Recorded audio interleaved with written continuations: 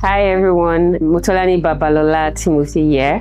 It's been It's been about 6 to 9 months since I made my last video series. That time until now has taught me one thing, and one thing that I've always said, which is that consistency does not mean not stopping, or consistency does not mean not falling. But consistency is saying that no matter how many times you have to pick yourself back up, no matter how many times you have to do it again, no matter how many times you have to push forward, you just keep doing it, right? And that's why I'm here again, because after 6 months, 9 months, I won't get a gold medal for constantly showing up.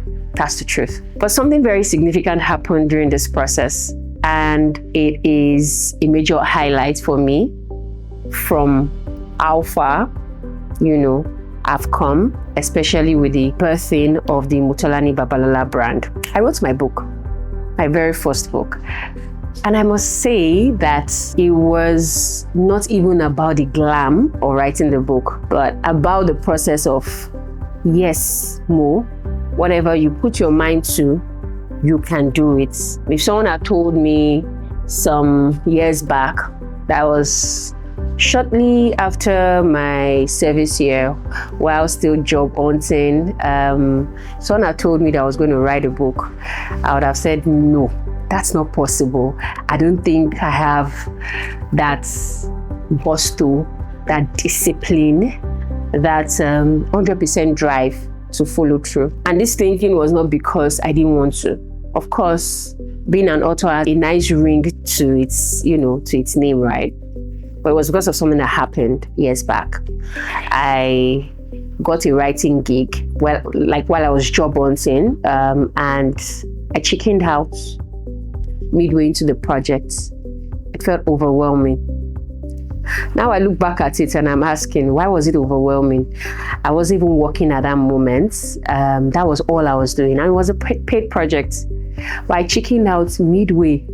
I stopped writing it. I apologized to the person that, handed the project over to me and returned the money. And after that experience, I concluded that I don't think I'll be able to write a book.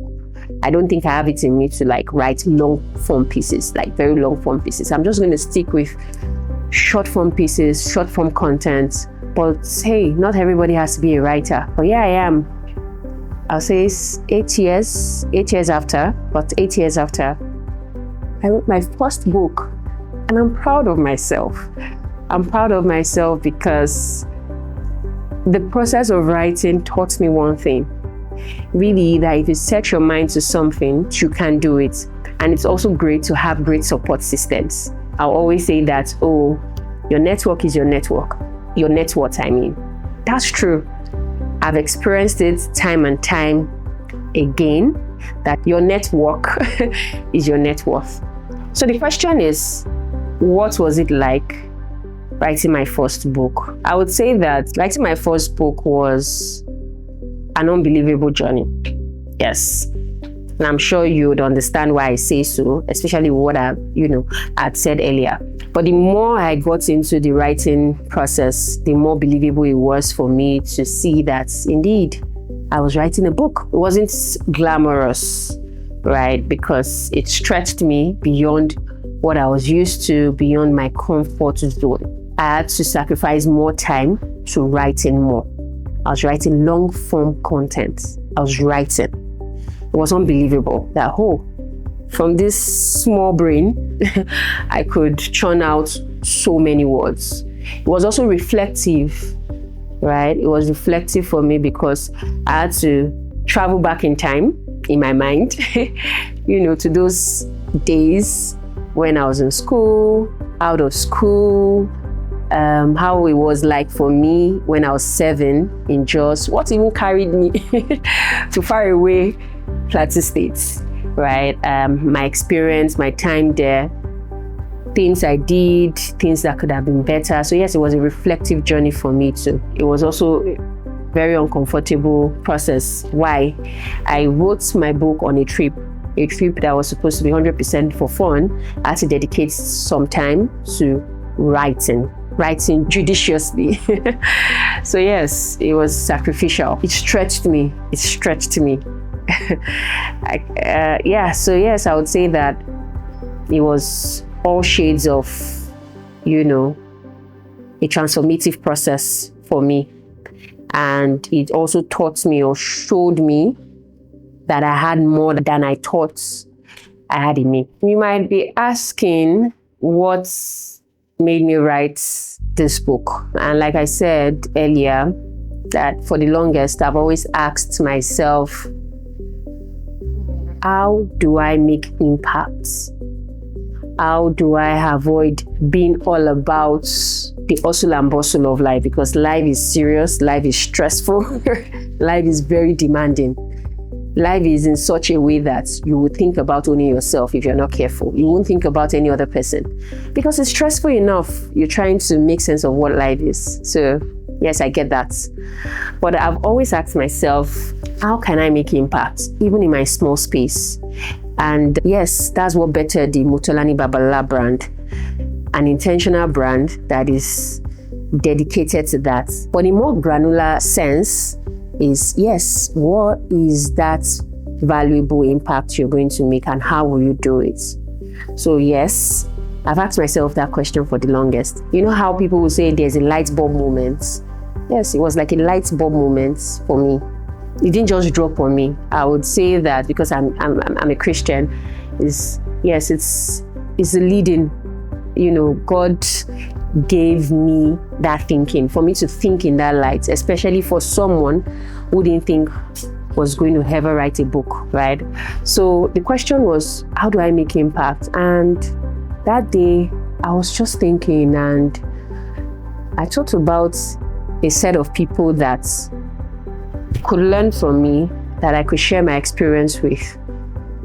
And then I reflected to a time when I also struggled, to a time when it was not all that, now being a fresh out Nigerian graduate, we attended all those, not the exams, those bank exams. You didn't think you were going to be a banker in school, but once you're out of school, you're like, you know what, let's just do everything. Right? Then those questions that I had of whether validating or invalidating if I was good enough. Oh yes, I'm done with school. Was I good enough for the society? It was really a time. So yes, the reason I wrote this book was to help young graduates, early career professionals, these people who are still looking at how to figure out, still trying to make sense of whether their career journey or the entrepreneurial journey, just their life journey really. Because they are at such a pivotal phase where it's, what do I do after school? What next, right? What's next? That's a big question. Once you're out of school, the pressure is mind-blowing, right? You are now responsible for yourself 100%. And whatever you make of your life is really you, it's on you. And for early career professionals, it depends on the path, one takes into that path. Do I want to remain in that path? Am I doing the right thing? Am I being utilized properly in this space that I'm at? Do I need to stay here? Am I doing the best? These questions keep coming up really. So this book is to answer those questions of how everything is interconnected right after school. Starting your first job, doing that your first gig, how everything ties up, how everything connects. So really, it answers what next to the best of my capacity. So a few lessons that I learned during my book writing process are, I'm going to, of course, just speak through them. One is, there is that lie of you do not know enough to share. That's not true. We all have very, very different and dynamic lives. We all live our lives well to our capacity, our different capacities. And this life that we've lived so far, there are lessons we've learned, there are knowledge that we've gained. So yes, these experiences are unique to us. And what I'm saying is, no one is a dumbhead. Nobody is a dumbhead. And one shouldn't think that your life has to be maybe mirrored in a certain type of way. Okay, so it has to look like this person's own. And since I don't have it as figured out as this person, it means mine is just useless.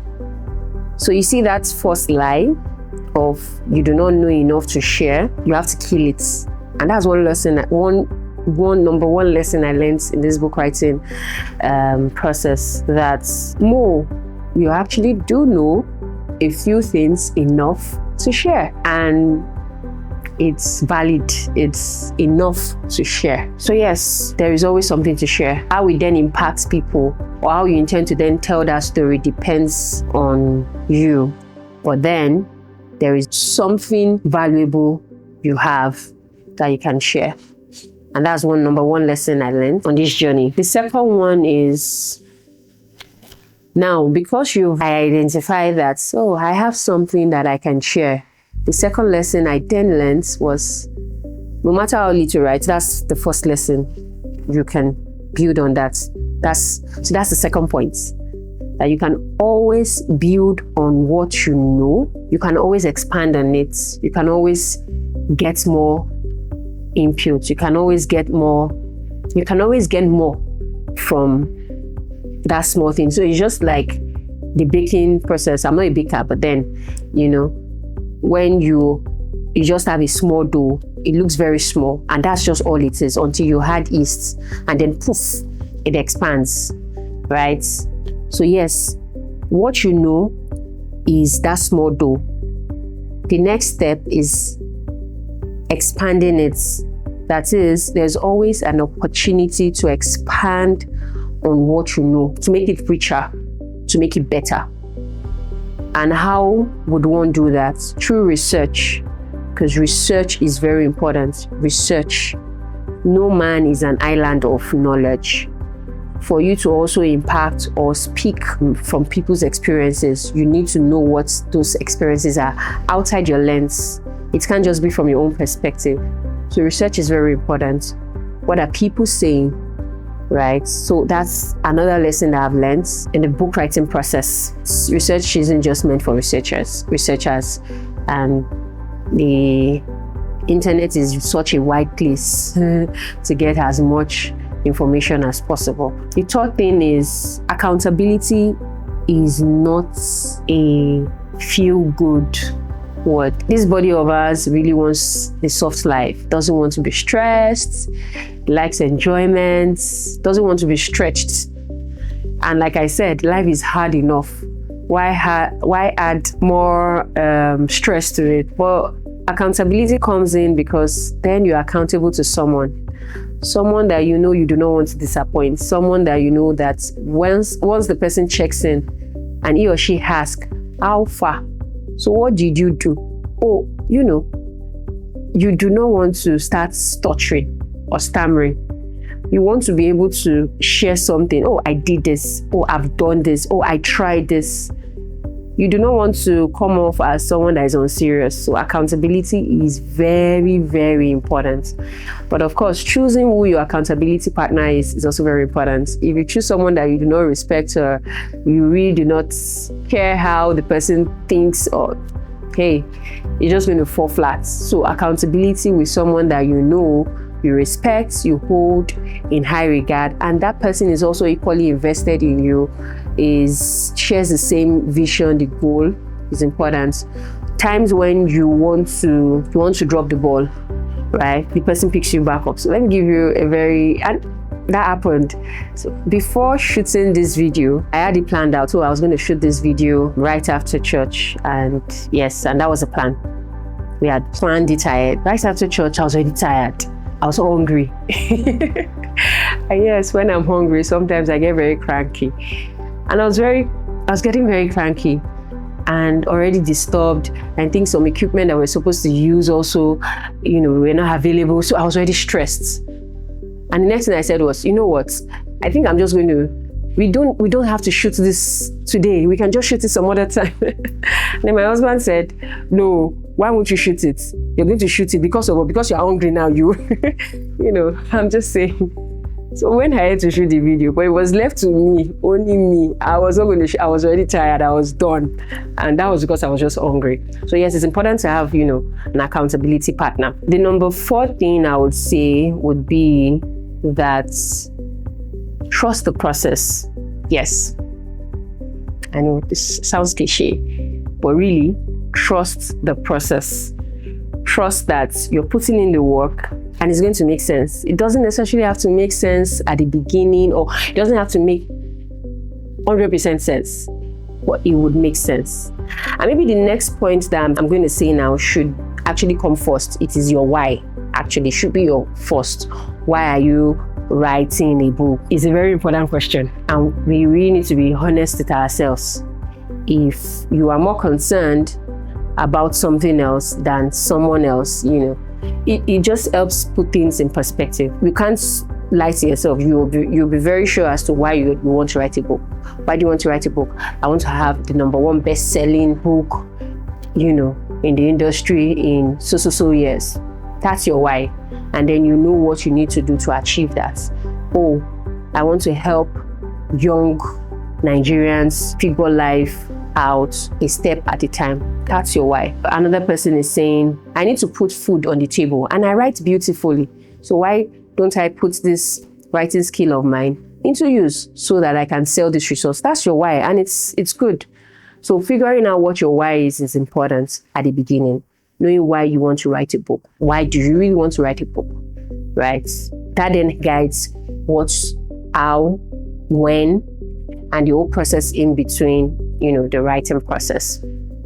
I think those are a few points. I don't know if I've missed out any very key points, but I think these are foundational lessons that I learned and that would help anybody in any venture. If you want to write a book, the why is important. It starts with the why. The why. Okay, the why will be the number 2, because the first thing you need to tackle is I don't know if it's imposter syndrome I should call it, or that lie that rings at the back of your head to say, oh, what do you know that you want to share, or can you do it? You cannot do it. Who are you?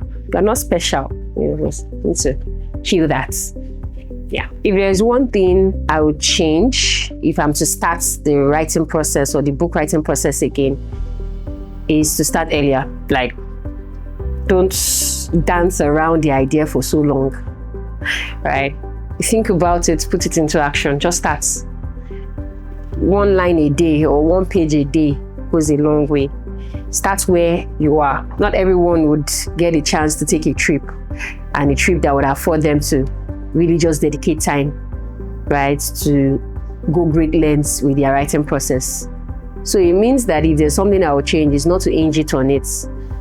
Like, oh, it has to be like a very solitary time away from the hustle and bustle, which is nice, honestly. It's nice because when you take a break from the chaos and the noise, it allows you to be still and it allows you to process thoughts, right? But if there's one thing I would change, is not waiting for the perfect time before writing a book. I would start earlier. I think about an idea, I start, right? That's something I would change. And I think that's just one thing that I will do differently. Yeah. So yes, I wrote a book. It's exciting for me. And I think the goal for me is, even if it's one person that reads the book and suddenly feels more sane, feels like, oh, I'm actually not crazy. Okay, this is another way to see it. Feel steadier and even more confident starting out this next phase of his or her life, then I think it's worth it. So yes, I wrote a book and I'm excited.